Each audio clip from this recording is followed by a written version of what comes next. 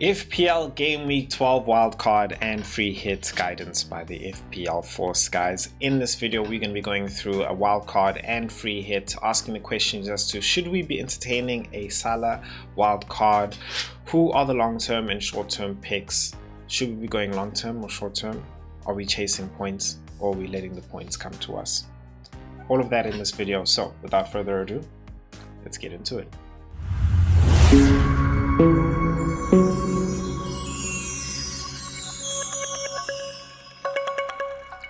All right, guys, welcome back to the FPL Force. Now, first place, we're going to start off with, remember, everything that I show you here is from the FPL Force app, which will be launching this month, God willing, please. So if you want to know when it does, scan the QR code below or get the link in the description and you can get 50% off when you are notified and the app does come out, and you can also discover your FPL persona, as mine is an engaged knight. What is yours? So let's get into it. First question, guys. And I don't think we even need the FPL Force to be telling us this, but one of the tools and amazing tools we have in the FPL Force here on the FPL Force page is the actual FPL Force, where we can ask it questions. And so the first question I actually asked it was compare Haaland and Salah for the next 4 fixtures. And it was easy, you know, it recommended Haaland, of course. And I had to ask it this question because there are people in building the wildcard, you know, entertaining a Salah wildcard as well, and rightfully so, in the sense that the fixtures have turned, but we can't ignore the form. And I think, you know, regardless, we just saw Haaland actually perform really well in even the international break as well. So I think it's just safer as well, just going with Haaland. And yeah, I think I made the mistake in the beginning of the season, and I don't want to be telling you guys to do the same with going with a Salah draft or even a Haaland and Salah draft. Besides that as well, I think it just allows you to spread your money out even more, considering we're going into a term of the season where fixtures are going to be coming in thick and fast, and rotation as well. So if you ask me, I feel like your team should have a good depth in order to be able to deal with those rotations. Now, the long-term and short-term question honestly comes to questions like Mbeumo versus Bruno, which is the next question which I really asked the FPL Force here. And the FPL Force, you know, the question was who's the best person to own right now, really? Mbeumo or Bruno? Is Mbeumo or Mbeumo the better, Mbeumo or Fernandes the better pick to own right now? And it said, man, it's Mbeumo. You know, I think it's right in the sense that, thinking ahead in terms of AFCON, that you'll have at least like give me 12, 13, 14, 15 with him, four fixtures with him. So Bruno long term more so in the fact that you won't have to take that extra transfer. So Mbeumo, on the other hand, what's really helpful in this decision is the fact that he's performing, you know. So in all honesty, if you're going to make this the transfer now, I would go in Mbeumo.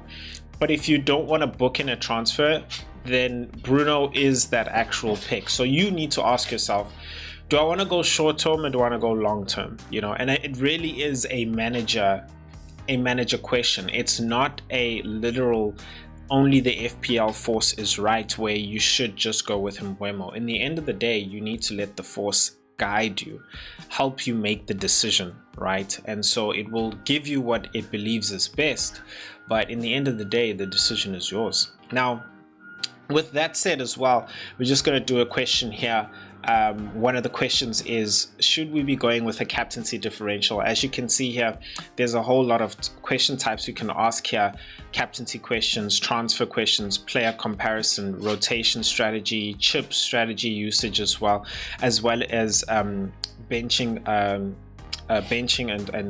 and starting 11 questions as well. So let's get into captaincy, because one of the questions I want to ask is, who is the best differential captaincy this game week, considering that Haaland is going up against Newcastle? And let us see what the FPL Force has to say for that. So it says, engage Knight, the mainstream march with the obvious captains, but the shadow strikes lies with Saka.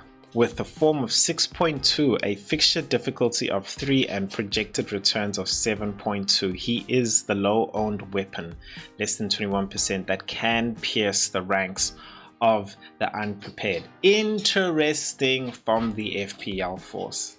Very interesting, because for me, I actually feel like Mateta's the guy to be captaining as differential. I think playing against Wolves a lot much more easier than, of course, Arsenal's going to be playing against Tottenham, but at least it is at home as well. And I think just Tottenham's going to be a lot more prepared in the sense of those London derby games are very cagey. I think they're usually like a 2-1 or something, you know, and fine. Tottenham hasn't won at Arsenal. I think they've only won twice at the Emirates in the Emirates era, but nonetheless, it's never really, I'm sure we have, but like an all-out gun-ho, and you want your captain to at least bag 2 goals for security if you're going up against Haaland, and I just feel like Mateta can do that. So again, that's my decision, and the guidance from the Force is to go for Saka, but let me know in the description what you guys think. Now, I think another question which I just thought, hey, let me actually ask is chip usage, and should I use my chip? No. Should I use? No. Is certain player? Yeah. Let's ask if Mateta is a triple captain option C against Gameweek 12. Let's make sure it stays on 12, and let's ask now against Wolves. So engage Knight, the Force warns against Mateta in Game Week 12, shows the fixture difficulty of 2, form 7.9, only 4.8. Okay, ownership 29, the Force wisdom, hold the triple captaincy for a greater power lies ahead. I don't know, man. It's so weird because it's telling me he's got a fixture difficulty rating of 2, which is good. It's actually good. The lower it is, the better. He's form 7.5, but I think it's the predicted points there that don't do it for the FPL Force. And maybe even the ownership, in the sense of maybe the FPL Force is trying to go for a differential. I don't think so. I think it's more so the predicted points. But very interesting there. Very interesting there. So maybe we would favor Saka, but I think that's something for you guys to actually, discover with the FPL Force there.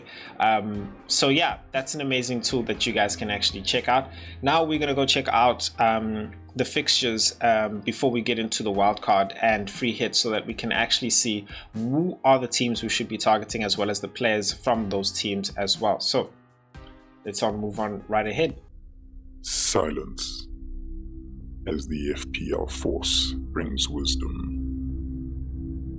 Now, to learn the ways of the Force, unlock your true potential, and rise to fantasy football mastery, you must subscribe. So, hit the subscribe button below and begin your journey to fantasy football mastery. May the green arrows be with you. So, who are the teams with the best fixtures? We are in the command center of the FPL Force app to tell us that, and we are at the fixture ticker. And we're looking at game week 12 to 19, because that's when we get our next wildcard, or let's just say our next batch of chips. Now, as we can see, Man City's at the top here, along with Bournemouth, Liverpool, and Arsenal. Newcastle in there as well. They do actually have a good run after this Manchester City fixture, in all honesty. Crystal Palace too. In all honesty, for me, I feel like the only hard game they have there is that Man City game, you know. Brighton there as well. So I'm looking at that and I'm thinking to myself, you know, Brighton have that game against Brentford, and that's really that Thiago versus Danny Welbeck game, you know, and Thiago's been very much the third striker pick behind Mateta and Haaland. So with these type of fixtures, I think now it's starting to bring into question as to, like, long term, instead of Thiago though, then should you not be bringing in should you not be bringing in Danny Welbeck? He's on penalties.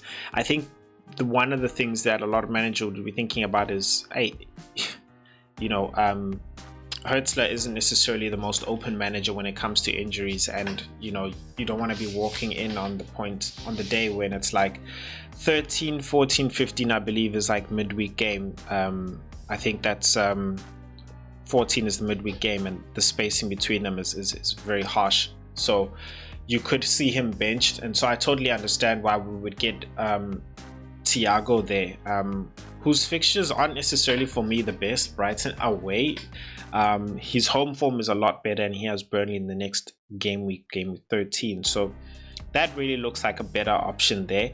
Now I'm talking about this because, again, I think it's very clear in terms of looking ahead. With strikers, you're going to go for Haaland, you're going to go for Mateta. The question is, do you put in a dead spot in that forward striker, or do you go for a third striker? So dead spot, of course, would be either Mark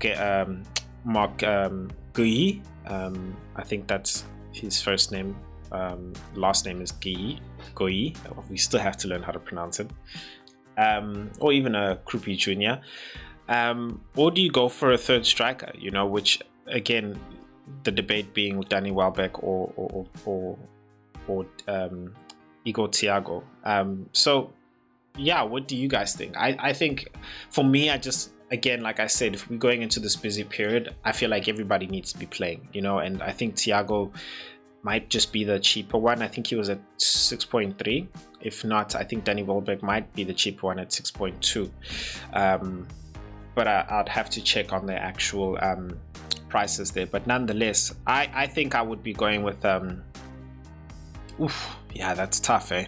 Let me know in the comment section what you guys think. Let me know in the comment section. Into the actual midfield, I think if you guys notice here, Man United is just right about there. Their fixtures aren't necessarily all that bad. It's also depending on how their form is really going to be. Like they had before the previous games, like they were really getting momentum, and then they just fell apart again with the draws. And they should be picking it up in this game week here, and I think we've spoken about it already. I wouldn't be going for any other assets than Bruno and Mbeumo, so it's really up to you guys as to who you go with there. Interestingly, Chelsea is more so at number 12, and I talk about this because their top performing scorer really is Caicedo there. So if you're looking for a DEFCON monster in the midfield, then Caicedo is definitely one of those guys to be getting, and I myself am looking to free hits, as I mentioned in there. So if I put that there just for the sake that you can see that the beautiful thing with this fixture ticker is while you're busy planning, you can actually show where you want to free hit. And let's just say second wildcard, just to mark there as well, we'd put it there as well. Triple captain, I'm actually looking to triple captain in game week 17 when Haaland plays West Ham at home. But then again, that's something I will be monitoring. I think, there's many options throughout the game weeks. Like Arsenal have Wolves at home, so Saka could be an option there. Newcastle, no. Yeah. There's many options there, in all honesty. Salah's playing Wolves at home as well in game week 18. So there's many options. I think for me, it's always going to be a matter of form, in all honesty. But nonetheless, I think in the midfield, a question we have to be asking as well is Phil Foden. Is he somebody that we should be thinking of long term now? He has been playing very well. He's been in that Man City. He's been starting for a while. The concern again is the fact that we're coming into a busy period with Champions League, with other midweek fixtures as well from the Premier League. It's not worth the risk considering who else you can actually get with that money as well. And I think that's the money you'd be putting into players like Mbeumo and maybe even some Liverpool assets as well. So in my opinion, I wouldn't actually be getting a Foden or even a Doku. They are great differentials, but just not for me. And the only assets I would actually be getting from Man City really is a Haaland and a Donnarumma. Maybe Guardiola, but again, that's just like, Yeah, I mean, O'Reilly's also been starting very well. He's also another really great option. Cheap, I think at 4.9 or 5 million.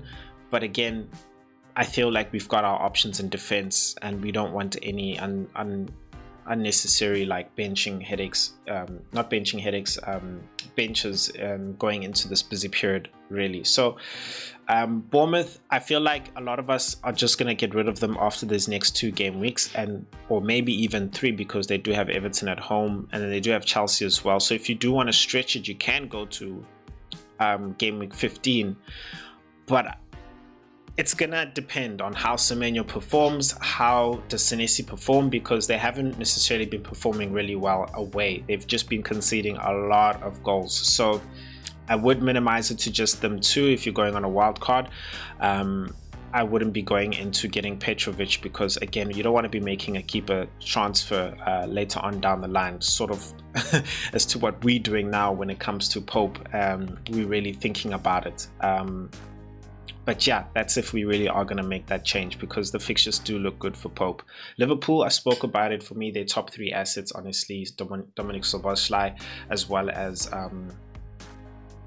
who's the second guy? Oh, Virgil van Dijk. And then the third one really was more so of a Pope replacement, being Alisson Becker, if he is back.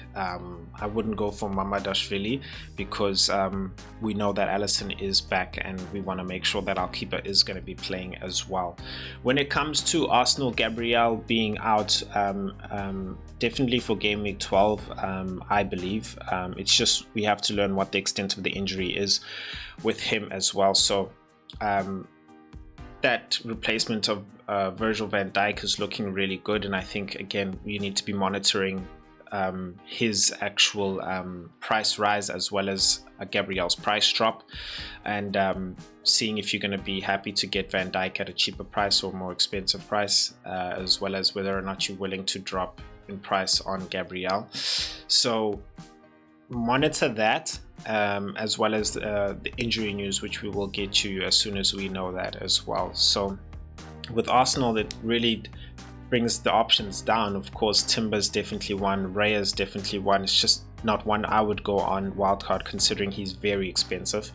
And then Calafiori, also I wouldn't go there just because we don't know about the injury news, but Gattuso was saying he would have had some minutes, so that sounds like it was promising. It's just a precautionary thing, so I think he would be ready to play, but I wouldn't bring him in on a wild card. I think the 2 definitely would be a Timber and a Saka. The third option I probably would even leave open, just to see how things go along. I mean, the fixtures themselves, the team is amazing. I'm an Arsenal fan, you know what I mean? But we're also not going to lie to ourselves. That Tottenham game, that Chelsea game is going to be a tough game.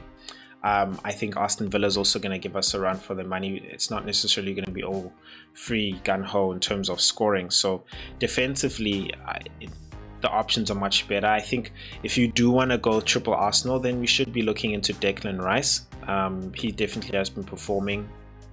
It does sort of kind of bring into question now where the goals are going to come in from those set pieces, and maybe there will be an answer. Maybe somebody else actually starts to step up, be it Mascara, be it actually Calafiori if he's going to be doing those heading goals. Maybe even Saliba now is going to be the target guy, so that is something to monitor. But Declan Rice and Saka are definitely still going to be delivering in those actual crosses. I think Newcastle, going on to them, it's the attack, man, where Voltemada honestly is looking good in terms of just as an asset and cheap, but then considering the options that we have in the strike force, especially of a third option, it's just not an option at all, you know. So like for me, really it just brings in Pope as the main option there, but then again, we're all not impressed with Pope. So going into this next fixture run, I feel like a lot of us are going to be moving away from Pope and might just even regret it. But we cannot ignore their away form. And right now they got Man City at home, Everton away, which they could just perform badly and not get a clean sheet. Then they've got a tough game at home, another nice game at home, in all honesty, game week 15, which looks really great, cool. And then Sunderland away, which we all know is tough. And then another tough game. It's just like, are those fixtures really all that great when we look at them? You know? So yeah, man, that's why for me, I'm actually looking to move away from Pope. And I did mention, for me, the replacements there.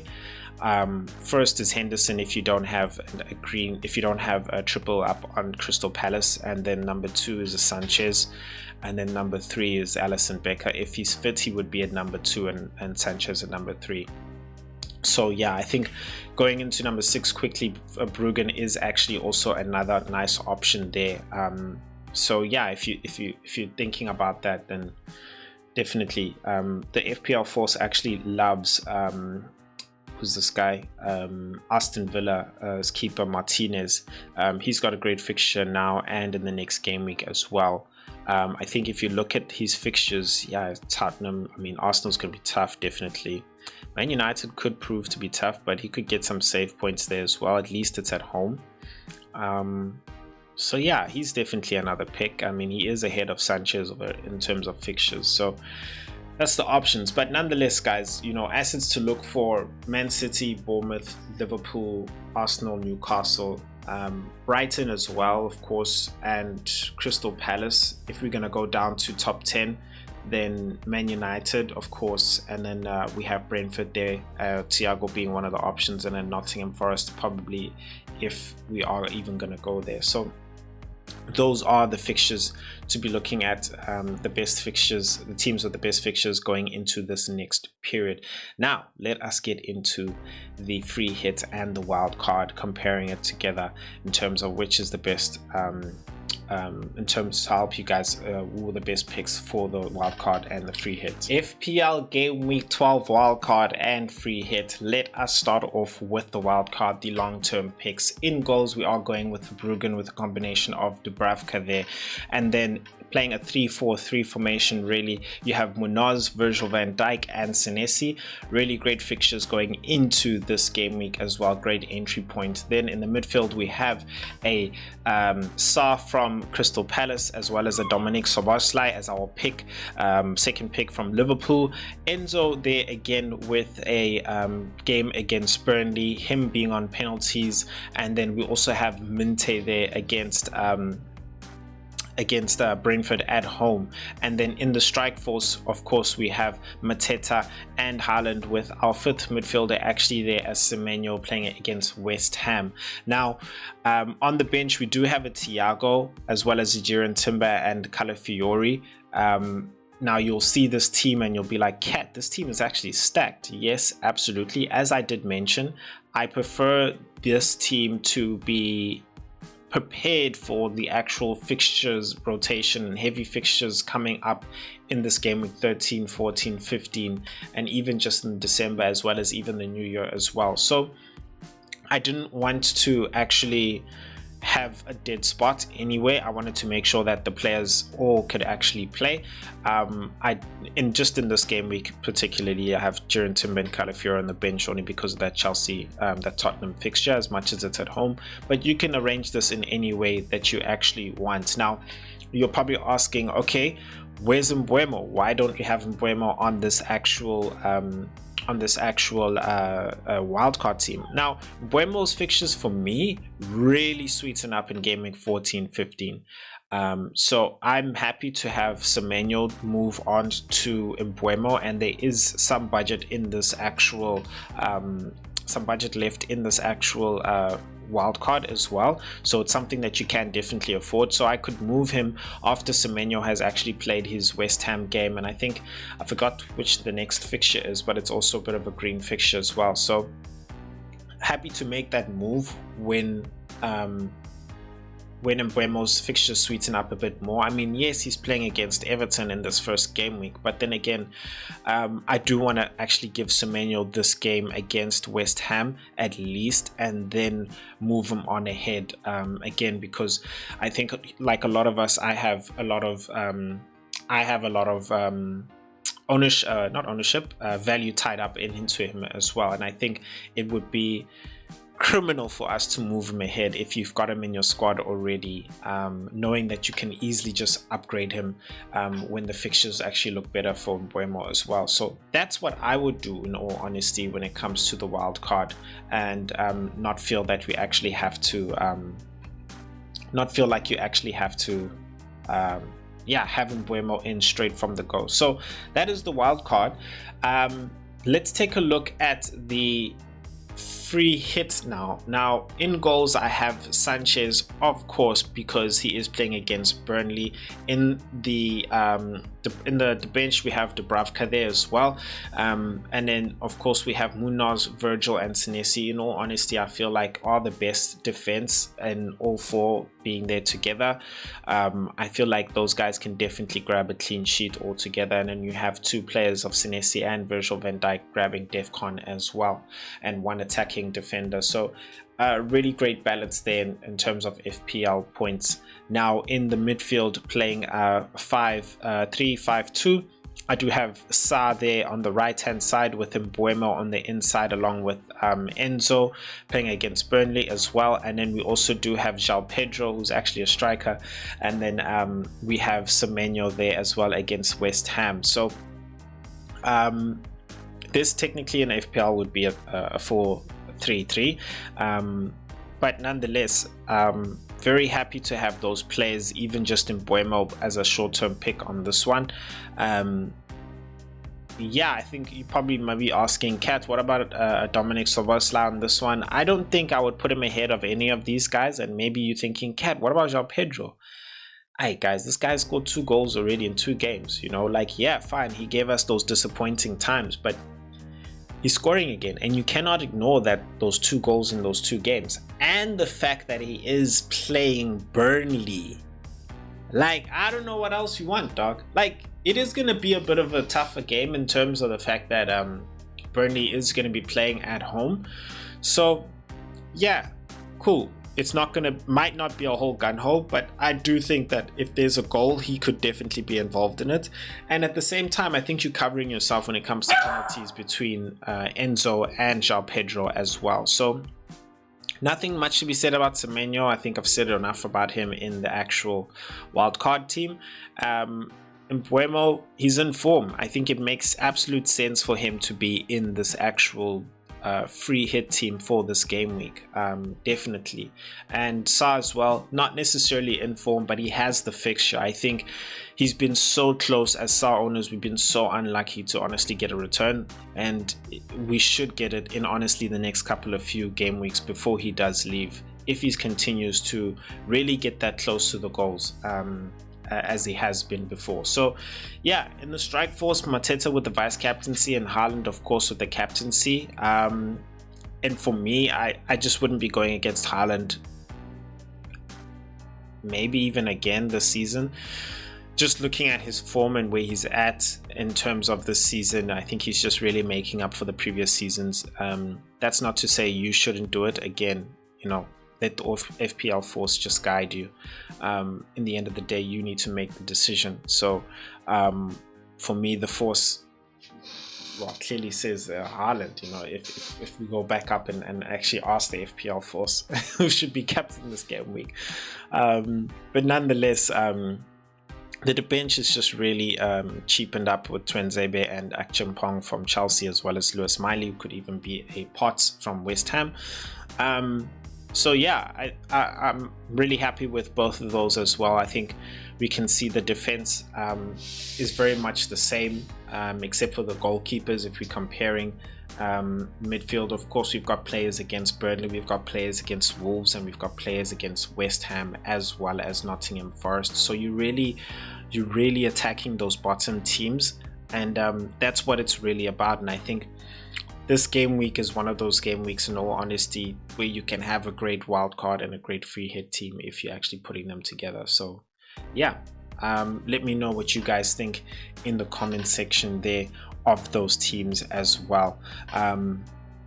But yeah, again, remember, everything that you see is from the FPL Force app, which will be launching. And if you do want to be notified, then please scan the QR code where you can actually get 50% off and discover your FPL persona there as well. I will see you guys in the next video and can't wait for FPL to be back as well. Peace.